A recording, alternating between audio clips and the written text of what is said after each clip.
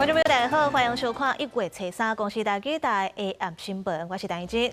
新闻头起先来看台北捷运顶溪站有一卡粪扫桶，伫咧早起8点外向庆火烟，加载火有随拍花，无人受伤。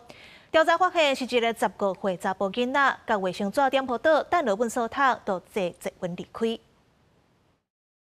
中山分局圆山所在圆山捷运站拦截该少年到案，由本分局代管侦办。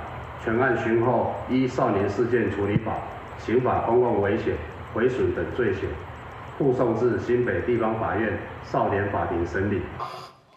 警方接到通报，伫咧圆山抓到人。根据了解，这个少年人若像是因为好耍，想要试看嘛，伊先买赖达。